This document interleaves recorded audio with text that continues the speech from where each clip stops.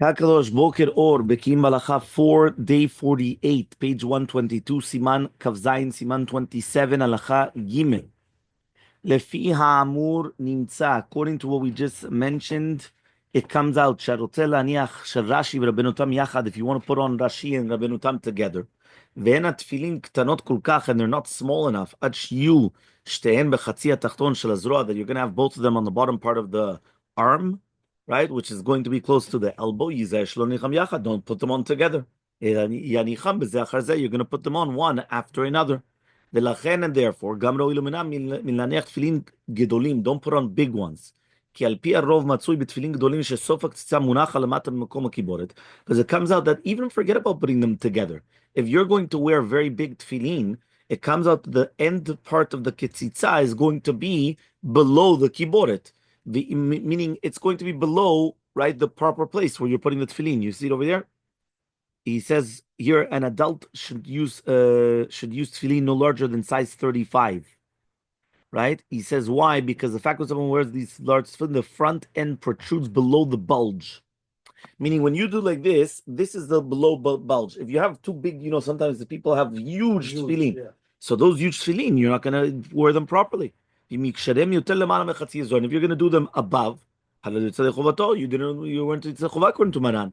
You only have the big ones. It's better to do it on the top part, right? So he says, then to place it below the kiboret, because there it's lechol that you're not going to be zechova. Meaning, if you have huge tefillin, it's better to do it higher up than to do it lower down. But he says, but if you're going to do it lower down, even up here, even if it's going to be higher up, even mamash, it's going to be higher. Usually the tefillin had to go, to go to the heart. No, it's the heart is just the angle. Yeah. So the angle is the same. Yeah, but if you put it where on the arm? So he says they're huge. Remember, let's say we're talking about this. This is talking about with the huge tefillin. So if it's talking about huge tefillin, it's better to do it higher up than to do it lower down. That's what he says.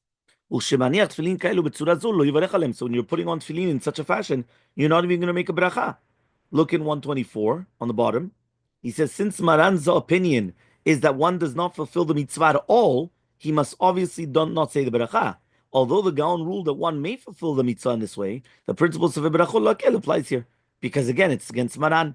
And this is the conclusion of the Halacha Brura. Apparently, right, the ruling of Maran in Shul Tzion, Nalichot Olam, although the response of Shal ruled that there was no choice, so then one could rely upon Rav Eliyahu Vilna, but he says this is not correct according to Sfaradim. Okay? Halacha Daled.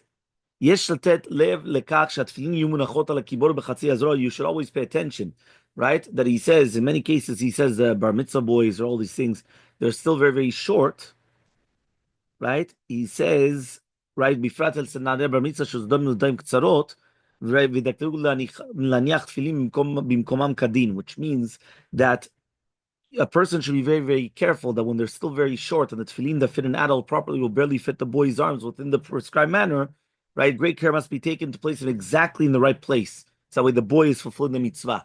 So to a bar mitzvah boy, he's much shorter. So therefore he has to also pay attention that he's placing it on the proper place. Look at 125. The response to Shragamir ruled that the bar mitzvah boys who are with short arms may rely upon the opinion of Gaon Vilna and place their tefillin along the entire bulge of the biceps, even on the higher half of the arm, claiming support from the Mishabra. But if you look at the Mishabra, he rules, however, that it is prejudiced towards the Gaon Vilna, and it's not applicable for Sephardic Jews. As explained in the previous footnote, Sephardic Jews should not recite the bracha, right? In that case, if a boy is still short, his father should purchase the tefillin, right, that are no larger than 6 centimeters. So you could comfortably put them on.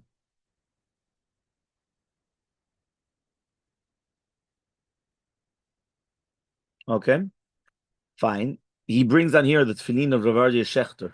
He says Rav Aryeh Shechter, right? He comes and he says as follows.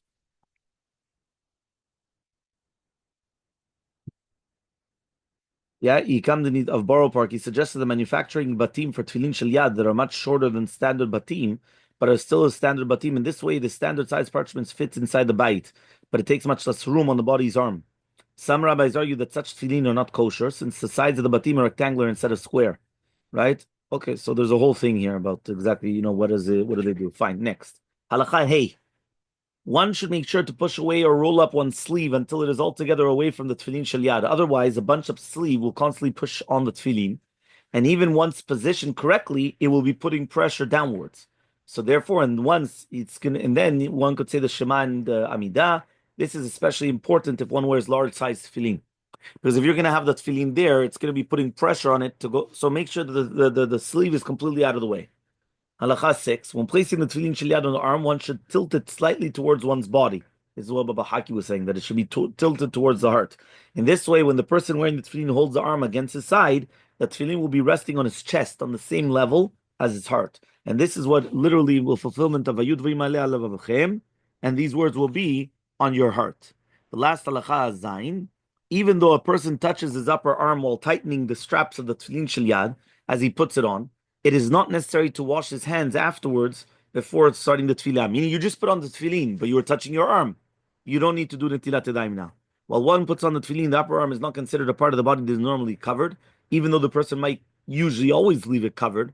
And this is explained in the Yalkut Yosef in the English edition to Hashkamat Aboker.